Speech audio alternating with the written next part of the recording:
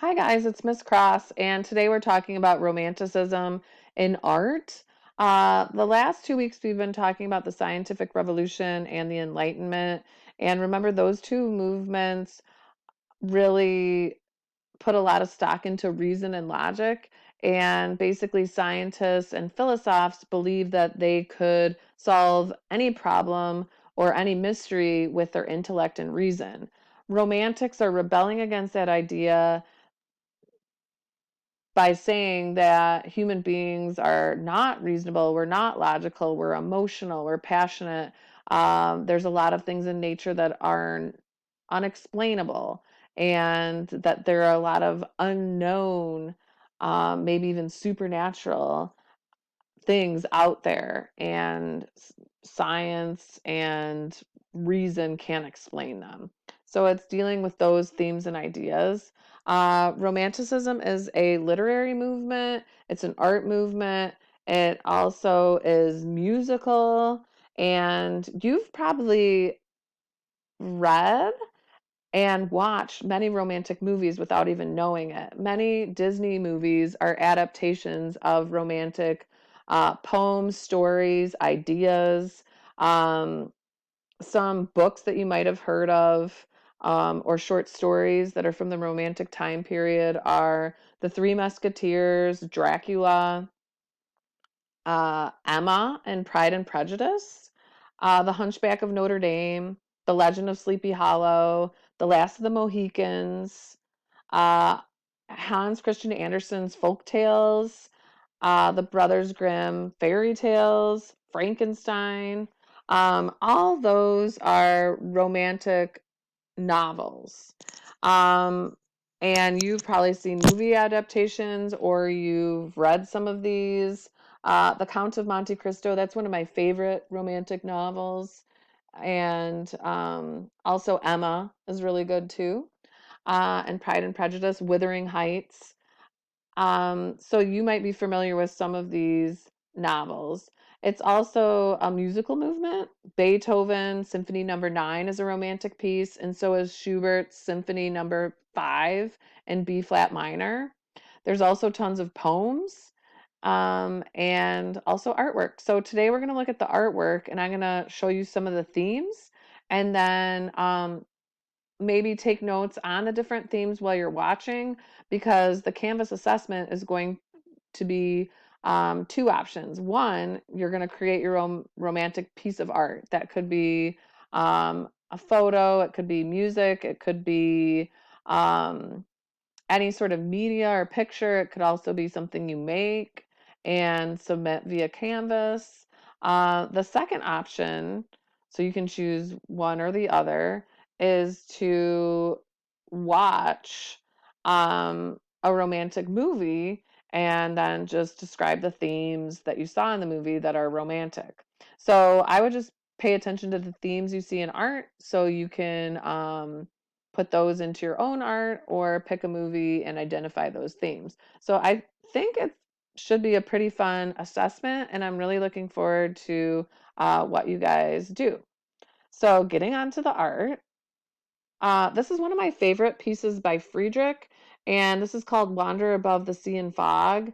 And this has several themes that you see in Romanticism. First, it's landscape. A lot of times, romantic pieces are in nature, but the nature isn't super realistic. It could be, it's almost like a fantasy version of nature. And a lot of times there's mystery involved. So a lot of times you see fog obscuring part of the picture and what the person in the in the painting is looking at. So this person, you don't know what he's looking at, you don't know what lies beyond this cliff or rock. It creates a lot of mystery for the viewer. Maybe there's also a supernatural presence. This is similar. It's by the same artist, and you can see that again, the person in the foreground is their back is to us. We're not sure what they're looking at. We're not sure what their mood is. Also, part of the landscape is obscured by fog, and you can't tell if sunrise or sunset. You can't tell if this person's melancholy. A lot of times you might look at this painting and feel melancholy, and then another time you might feel differently. So it's really up to the viewer. Here is another Friedrich, and this is also a landscape, but it is sort of like a fantasy. You have a lone tree in this valley, this beautiful valley, but there's also maybe an ominous presence. There's a lone shepherd underneath that tree. It's very beautiful, but it's also half dead and, very vast and lonely. Maybe there's a supernatural presence. There's a lot of different ways you could interpret this painting. The themes of Romanticism, a lot of times it is showing the powerful and horrible aspects of nature. Nature's indifferent to the fate of humans. Nature carries on, whether human beings are creating great cities during industrializations or writing constitutions, nature doesn't care. It can still kill you. So that's another theme. Here is the deluge, and this is about a shipwreck. You see a lot of shipwreck paintings in Romanticism. So you see the shipwreck, and here you have some people that are maybe being swept out to sea. You also have the presence of the supernatural with the angel in the foreground. You also have the mystery: is sun setting? Is nighttime coming? Are these people going to perish? Is the storm clearing up or is it rolling in? You don't know what's going to happen, but it shows the power of nature and that human beings are essentially powerless.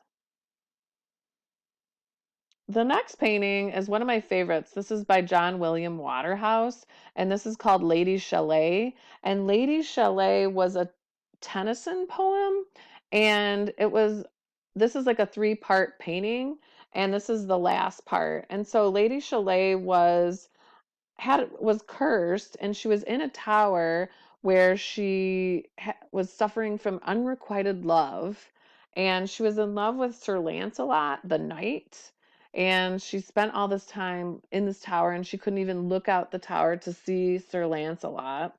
And finally she escapes the curse and she leaves the tower, and this is her leaving on the tapestry that she wove herself in this boat where she's sailing off into her destiny. But there's an ominous feeling, there's an emotional feeling.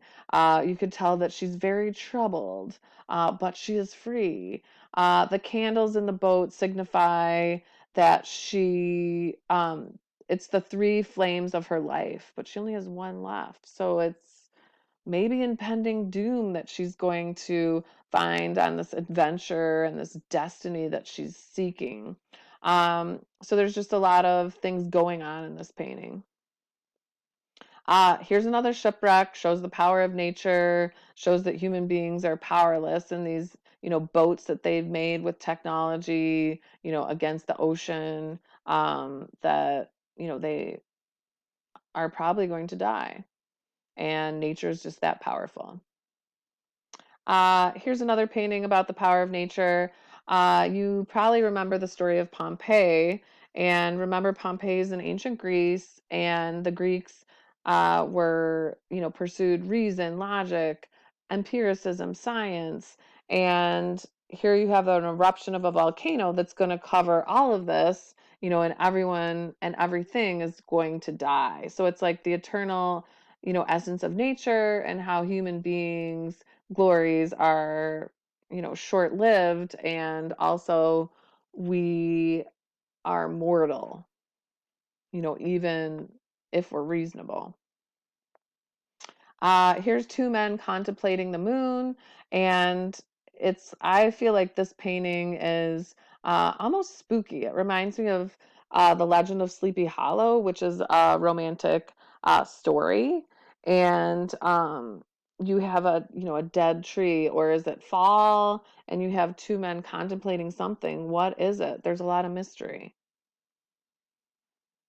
The next piece is scary, which a big part of Romanticism is the supernatural and like what happens at night. And so, like Dracula, The Legend of Sleepy Hollow. A lot of Brothers Grimm's and Hans Christian Andersen tales are all about the supernatural. So a lot of times you see this throughout romantic pieces is the presence of like ghosts or demons or essentially scary things. Because a lot of times being scared really makes you feel alive, even though a lot of times it's not very logical. This is another theme of Romanticism, which is nationalism.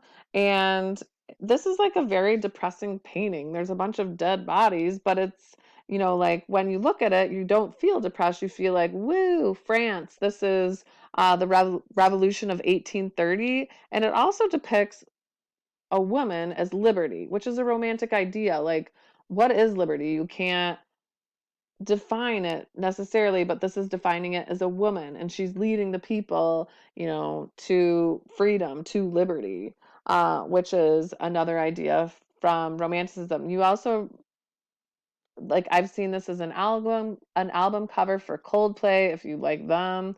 But it's a pretty famous painting about liberty and nationalism. Another theme is the idea that like primitive people, indigenous people are like noble, and it's the idea that they are like in touch with nature, and they're they don't have technology, so they haven't been corrupted by modern society. So that is another idea which you see in books like Last of the Mohicans, um, and that's a powerful theme. So there's many books and poems that are in Romanticism, and I'm sure that you're familiar with a lot of them from watching Disney movies throughout your life, or maybe even reading some of these stories. So tonight you're going to read William Wordsworth, Tables Turn, and Milton by William Blake, and they're two poems that highlight a lot of the themes that I mentioned um, in the art in these poems. So just pay attention to that when you're reading them. And basically, they're just going against the Enlightenment and the scientific revolution and those themes of reason, progress, rationalism, logic. And remember that you're going to be doing your Canvas assessment on Friday, where you're going to either make your own piece of romantic art, or you're going to watch a romantic movie and then just write about the themes that you notice in it. I hope that you like the poems tonight. I do love romantic art and literature. It is definitely a lot of fun themes that are scary, that are exotic, and super creative. So good luck, and I can't wait to see what you guys turn in for the romantic assessment, or what you watch, or what you read. So thanks for tuning in.